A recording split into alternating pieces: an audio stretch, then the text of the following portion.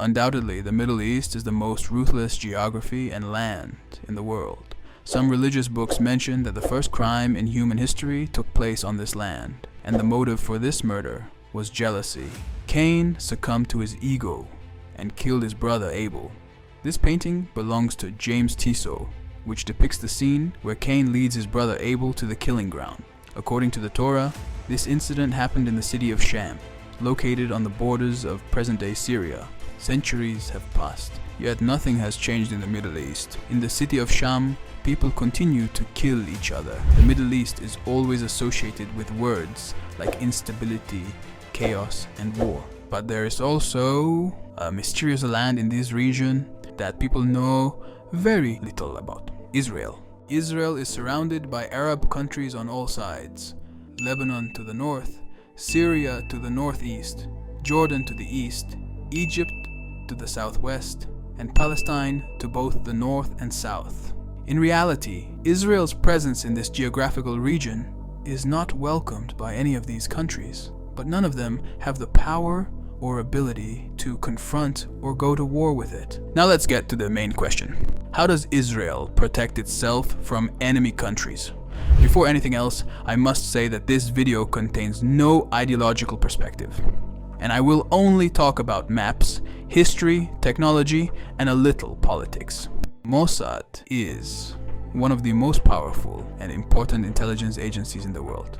It was founded in Israel in 1949 by David Ben-Gurion, and its main goal is to gather intelligence and carry out secret operations related to Israel's security, both within and outside its borders. In the rough and tumble world of Middle Eastern politics, Mossad stands as Israel's unwavering guardian. With its clandestine missions, Mossad has been instrumental in neutralizing threats and thwarting potential attacks, ensuring the survival of the Jewish state and the Zionist dream. For example, this is the story of Mahmoud Hamshari, a nuclear scientist living a seemingly ordinary life in France with his family. Mossad, ever vigilant, caught wind of his activities and knew they had to act. They sent a team of operatives to Paris, one of whom posed as a journalist, luring Hamshari into an interview. When Hamshari stepped out for the meeting, Mossad agents swiftly moved into his home, planting a bomb cleverly concealed within his phone. As Hamshari returned and answered the phone's final ring, the bomb exploded, eliminating a potential nuclear threat. Another example of Mossad's covert operations is the case of Hussein al-Bashir, who resided in Cyprus. Mossad agents, armed with fake identification, infiltrated the hotel where al-Bashir was staying. In his absence, they planted a bomb beneath his bed. Upon al-Bashir's return, he unsuspectingly laid down on the bed, triggering the explosive device and succumbing to its blasts. In the aftermath of Israel's establishment in 1948, the need for a robust military to safeguard the nation's security and deter external threats became paramount among Zionists. Israel's military has proven its mettle in over 17 major conflicts in less than 70 years, conducting dozens of offensive operations annually. This extensive combat experience has transformed it into one of the world's most seasoned and battle-ready forces. Notable engagements include the 1948 Arab-Israeli War, the 1956 Suez Crisis, the 1967 Six-Day War, the 1973 Yom Kippur War, the Lebanon Wars, and ongoing skirmishes with Palestinian resistance groups.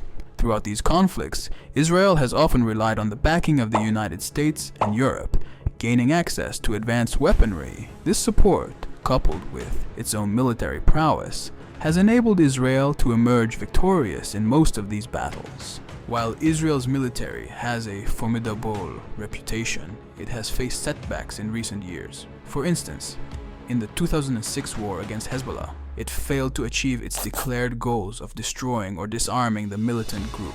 Similarly, in the 2012 and 2014 Gaza wars against Palestinian militant factions, Israel suffered significant losses and failed to achieve a decisive victory.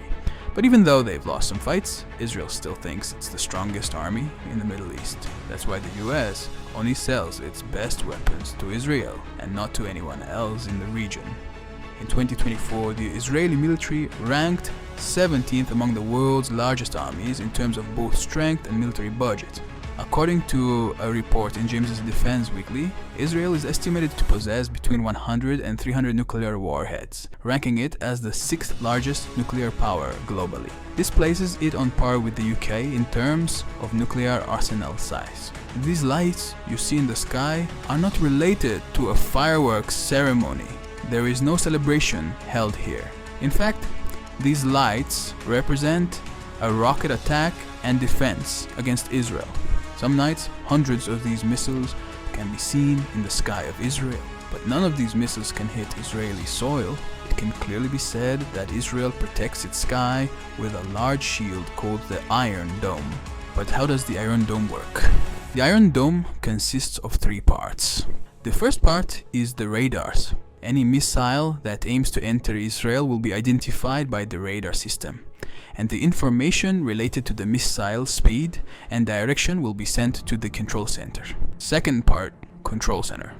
The control center is the brain of the system.